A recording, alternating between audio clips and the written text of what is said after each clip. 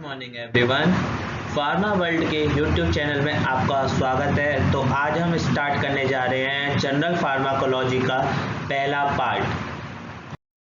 पहला क्वेश्चन है, oral is which route of administration.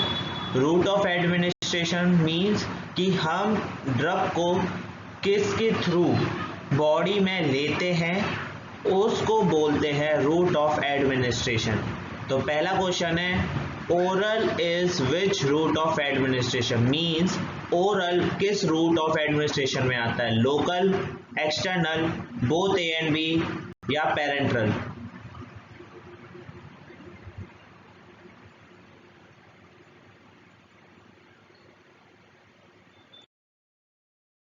तो पहले क्वेश्चन का सही जवाब है एक्सटर्नल। आइए जानते हैं रूट ऑफ एडमिनिस्ट्रेशन क्या होता है। Route of administration means choice of appropriate route for administration of drug. कि ड्रग को एडमिनिस्ट्रेट करने के लिए हम जो रूट प्रेफर करते हैं उसको बोलते हैं रूट ऑफ एडमिनिस्ट्रेशन। अब factor affecting route of administration means कौन कौन से फैक्टर हैं जो किसी भी ड्रग के एडमिनिस्ट्रेशन को इफेक्ट करते हैं। पहला होता है physical and chemical property of a drug, second होता है इमरजेंसी, थर्ड होता है कंडीशन ऑफ पेशेंट जिसके अंदर अनकॉन्शियसनेस, डायरिया, वोमिटिंग होता है, फोर्थ आता है एंड एज ऑफ पेशेंट। इसके अलावा भी कई फैक्टर होते हैं, जेनेटिक फैक्टर्स होता है, साथ साथ एज फैक्टर भी होता है, बहुत सारे फैक्टर आते हैं। अगर हम बात करते हैं physical and chemical property of drug, मतलब फिजिकल फैक्टर का मतलब हो गया जैसे कि हमारी ड्रग सॉलिड में है, लिक्विड में है, गैस में है, तो उसके लिए रूट ऑफ एडमिनिस्ट्रेशन अलग अलग होगा। अगर हमारी ड्रग सॉलिड में होगी तो हमारी जो रूट ऑफ एडमिनिस्ट्रेशन होगा वो ओरल होगा। अगर हमारा लिक्विड में ड्रग होगी तो उसका जो रूट ऑफ एडमिनिस्ट्रेशन होगा वो हमारा आईवी होगा। और अगर हमारी ड्रग गैस के फॉर्म में होगी तो हमारा रूट ऑफ एडमिनिस्ट्रेशन इनहेलेशन के थ्रू होगा। अब ये चार्ट है रूट ऑफ एडमिनिस्ट्रेशन का। रूट ऑफ एडमिनिस्ट्रेशन दो पार्टों में डिवाइडेड होता है, लोकल एंड सिस्टमिक। लोकल और सिस्टमिक के बीच में डिफरेंस बिटवीन आप लोग ये समझिए कि लोकल का मतलब हो गया कि आपने अप्लाई किया वो आपके ब्लड में नहीं जा रहा, तो इस तरीके का रूट ऑफ एडमिनिस्ट्रेशन को लोकल बोलते हैं। और सिस्टमिक का मतलब होता है चाहे आप ड्रग को कहीं से भी लें, आपका वो ड्रग बाद में ब्लड में पहुंच रहा है, तो इस तरीके के रूट ऑफ एडमिनिस्ट्रेशन को सिस्टमिक रूट ऑफ एडमिनिस्ट्रेशन बोलते हैं। लोकल रूट ऑफ एडमिनिस्ट्रेशन में कई तरीके के अलग एग्जांपल्स आते हैं जैसे कि topical, intra arterial, recto, vulvar, deeper tissue. Systemic route of administration further दो पार्टों में होता है, एक्सटर्नल और parenteral. External means oral, sublingual, rectal, inhalation, intranasal.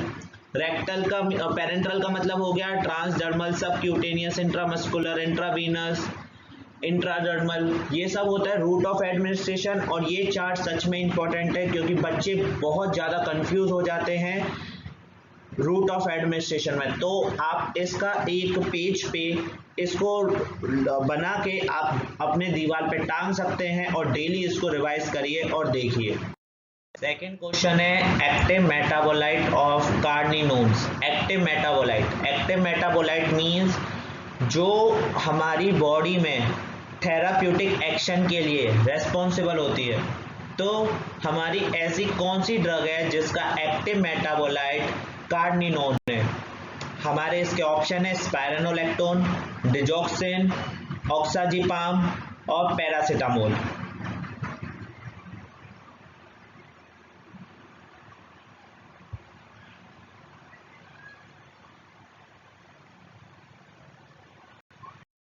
इसका सही आंसर है स्पाइरेनोलैक्टोन। आइए जानते हैं कि इसका आंसर स्पाइरेनोलैक्टोन क्यों है। और कई और भी ड्रग होते हैं जिनके एक्टिव मेटाबोलाइट होते हैं, तो आगे की स्लाइड में हम ये देखेंगे कि कौन कौन सी ऐसी ड्रग हैं जिनके एक्टिव मेटाबोलाइट होते हैं। ये चार्ट इम्पोर्टेंट चार्ट है, तो आप इसको एक ब्लैंक पेपर पे लिख के आप अपने कॉपी या दीवार पे इसको लगा लीजिए और इसको डेली डेली रिवाइज कीजिए। ये कुछ ड्रग हैं जो हमारी बॉडी में एक्टिव मेटाबोलाइट में कन्वर्ट होकर अपना थेराप्यूटिक एक्शन शो करती हैं। तो आप इसको बिल्कुल अपने लगा के और डेली इसका रिवाइज करते रहिए। अब ये कुछ प्रो ड्रग का चार्ट है। प्रो ड्रग मीन्स वो ड्रग जो हमारी बॉडी में एज अ इनएक्टिव फॉर्म में एडमिनिस्ट्रेट की जाती हैं और जो बॉडी में जाके एक्टिव फॉर्म में कन्वर्ट होती हैं, उनको हम प्रो ड्रग बोलते हैं। Means inactive form of a drug which further converted into a active form through a many process, that type of drug is called as prodrug। तो ये कुछ एग्जाम्पल हैं प्रो ड्रग के। तो आप इसका भी चार्ट बना के अपने रूम में लगा सकते हैं और डेली डेली इसको भी रिवाइज कर सकते हैं। Next question is example of non microsomal enzyme is first option esterase, second conjugase, third monoamine oxygenase, fourth both A and B.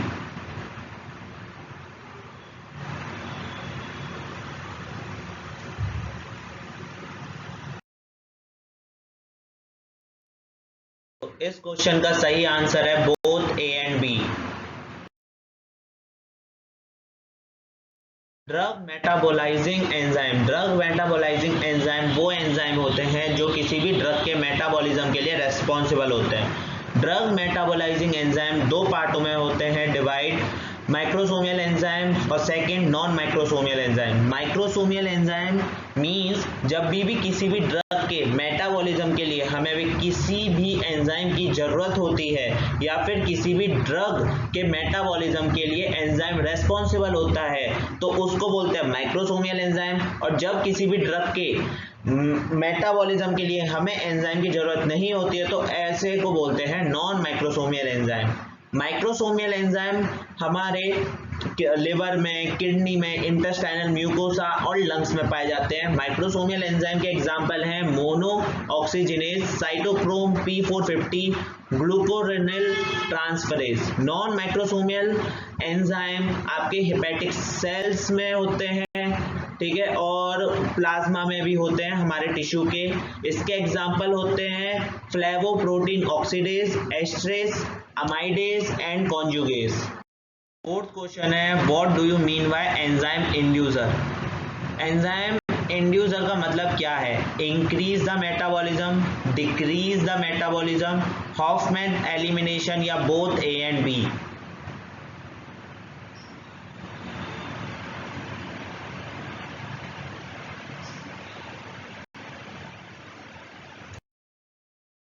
तो इस क्वेश्चन का सही जवाब है इंक्रीज द मेटाबॉलिज्म। तो आइए जानते हैं what is enzyme inducer. Enzyme inducer, enzyme inducer means वो एंजाइम जो किसी भी ड्रग के मेटाबॉलिज्म को इंक्रीज कर दे जिससे उस ड्रग का इफेक्ट डिक्रीज हो जाए, ऐसे एंजाइम को हम एंजाइम इंड्यूसर बोलते हैं। Means increase the metabolism of other drug, then their effect will decrease, therefore none of such drug should be increased. Example are griseofulvine, phenantoin, rifampicin, phenobarbital और etc. Enzyme inhibitor, enzyme inhibitor means वो enzyme जो किसी भी drug के metabolism को decrease कर दे जिसकी वजह से बॉडी में उसकी टॉक्सिसिटी इंक्रीज हो जाए, इस तरीके के एंजाइम को एंजाइम इनहिबिटर्स बोलते हैं। Example cimetidine, calcium channel blocker, diltiazem, erythromycin, grapefruit juice, isoniazid, ketoconazole. Is Hofmann elimination. Hofmann elimination क्या होता है?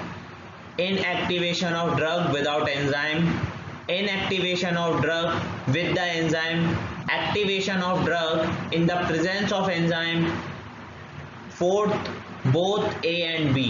क्या होता है हॉफमैन एलिमिनेशन?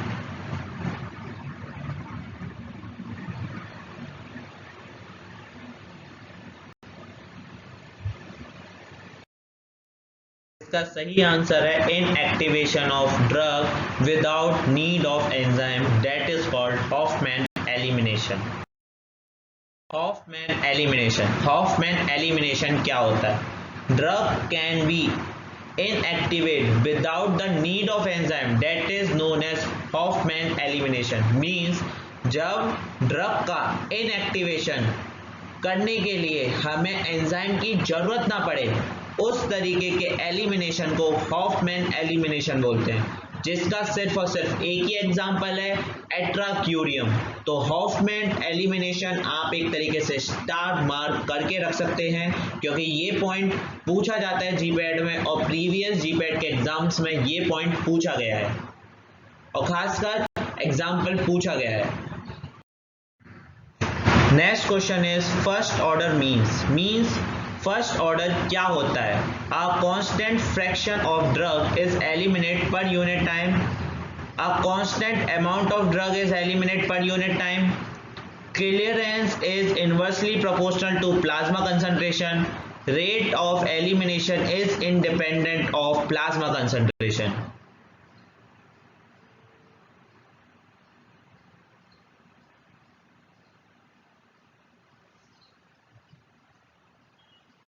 इसका सही जवाब है a constant fraction of drug is eliminate पर यूनिट टाइम। तो ये जानते हैं कि what is the difference between first order kinetics and zero order kinetics. Order of pharmacokinetic, ये टेबल आप लोगों के लिए बहुत इंपॉर्टेंट है, क्योंकि इस टेबल में से भी क्वेश्चन पूछे जाते हैं कि what is the difference between first order and zero order. First order और जीरो ऑर्डर के बीच में अगर मैं आपको बहुत सिंपल लैंग्वेज में डिफरेंस बताऊं तो ये समझिए, जैसे कि अगर मैंने किसी को भी 100 मिलीग्राम टेबलेट दी, अगर हर घंटे बाद उसमें से 100 में से पहले उसका हाफ अमाउंट गया मींस 50 बचा, 50 का भी हाफ अमाउंट गया मींस 25 बचा, 25 का भी हाफ अमाउंट बच गया तो 12.5 बचा। तो इस तरीके से अगर ड्रग का एलिमिनेशन होता है तो उस ऑर्डर को बोलते हैं first order. Zero order means कि जैसे कि हमने 80 एडमिनिस्ट्रेट किया तो कुछ टाइम के बाद उसमें से 20 चला गया मींस 80 बच गया, फिर 20 चला गया, फिर 60 बच गया, फिर 20 चला गया, फिर 40 बच गया। तो इस तरीके के ऑर्डर को हम जीरो ऑर्डर बोलते हैं। A constant fraction of drug is eliminate पर unit time, that is first order.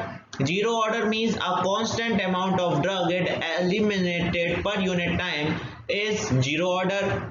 First order elimination directly proportional होता है प्लाज्मा कंसंट्रेशन के लिए, और zero order pharmacokinetic inversely proportional होता है प्लाज्मा कंसंट्रेशन के लिए।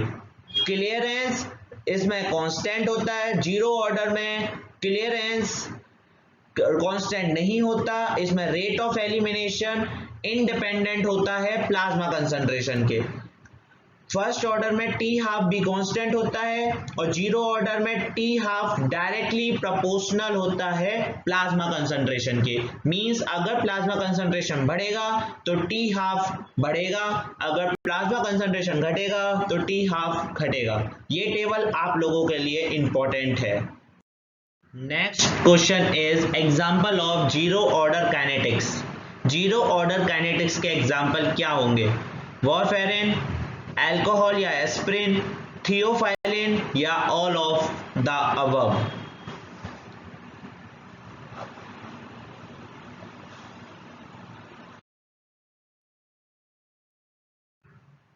तो इसका सही आंसर है all of the above.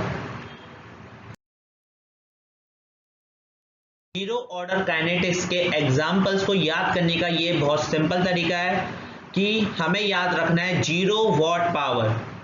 Zero watt power, zero means zero order kinetics, W means warfarin, A means alcohol या aspirin, T means theophylline, T means tolbutamide, P power means phenytoin. तो zero order kinetics के ये example हैं, तो आप इसको इस order में याद कर सकते हैं। Next question is what is loading dose. Loading dose क्या होती है? जिसके ऑप्शन है initially a large dose is administered to attain the steady state quickly, second maintain the plasma concentration, smaller dose is given, third loading dose is governed by clearance, fourth both A and C means अगर हम किसी को initially dose दें जिससे body का steady state maintain हो सके जल्दी से जल्दी, उसको हम बोलेंगे लोडिंग डोज, या फिर प्लाज्मा कंसंट्रेशन को एक छोटी डोज के साथ मेंटेन करना उसको बोलेंगे लोडिंग डोज, या फिर लोडिंग डोज को क्लियरेंस डिपेंड गवर्न करता है उसको बोलेंगे लोडिंग डोज, या फिर इसका answer both A and C है।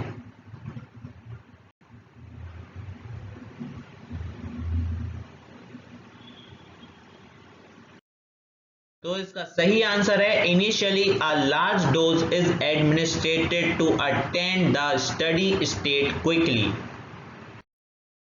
ये टेबल भी आप लोगों के लिए इंपॉर्टेंट है कि what is the difference between loading dose and maintenance dose. Loading dose का मतलब होता है कि इनिशियली हम जब लार्ज डोज देके जब स्टडी स्टेट को जल्दी से जल्दी मेंटेन कर लेते हैं उसको बोलते हैं लोडिंग डोज। दूसरा होता है मेंटेनेंस डोज। मेंटेनेंस डोज का मतलब होता है कि किसी भी डोज को हमें मेंटेन करने के लिए जितना अमाउंट ऑफ ड्रग की रिक्वायर है उस डोज को मेंटेनेंस डोज बोलेंगे। लोडिंग डोज को गवर्न करता है वॉल्यूम ऑफ डिस्ट्रीब्यूशन और मेंटेनेंस डोज को गवर्न करता है क्लियरेंस। मींस लोडिंग डोज किस पे डिपेंड होता है, वॉल्यूम ऑफ डिस्ट्रीब्यूशन पे, और मेंटेनेंस डोज किस पे डिपेंड करेगा, क्लियरेंस पे। Next question is clearance means, clearance का क्या मतलब होता है। ऑप्शन है हमारे पास the amount of drug eliminated per unit time, second elimination of a drug from the plasma, third both A and B, fourth none of the above. Means कि हमारी ड्रग पर यूनिट टाइम में जो eliminate हो रही है क्या हम उसको क्लियरेंस बोलेंगे, या फिर हमारी जो ड्रग प्लाज्मा से एलिमिनेट हो रही है क्या हम उसको क्लियरेंस बोलेंगे, या फिर दोनों को क्लियरेंस बोलेंगे, या फिर इन दोनों में से किसी को क्लियरेंस नहीं बोलेंगे। तो इसका सही जवाब है the amount of drug eliminated per unit time. तो हम ये देखते हैं what is the difference between rate of elimination and clearance. Rate of elimination it is the amount of drug eliminated per unit time from the body, उसको बोलते हैं rate of elimination. Means किस rate से हमारी कितना amount of drug eliminate हो रहा है पर यूनिट टाइम में उसको बोलते हैं रेट ऑफ एलिमिनेशन। क्लियरेंस का मींस होता है elimination of a drug from the plasma is quantified in term of clearance. Means drug का एलिमिनेशन होना प्लाज्मा में, प्लाज्मा से, उसको बोलते हैं clearance. The clearance of a drug is the theoretical volume of plasma from which the drug is completely removed in unit time। Clearance निकालने का formula होता है rate of elimination divided by plasma concentration. इसके अलावा एक और formula होता है clearance equals to concentration in urine multiply urine flow divided by plasma concentration. आज का आखिरी क्वेश्चन है bioavailability means. Bioavailability क्या होता है, it is a fraction of a drug that reaches systemic circulation. Bioavailability is by IV means intravenous route is 100%। Disintegration time and dissolution rate affect bio availability. Fourth option all of the above. तो क्या होता है bio availability.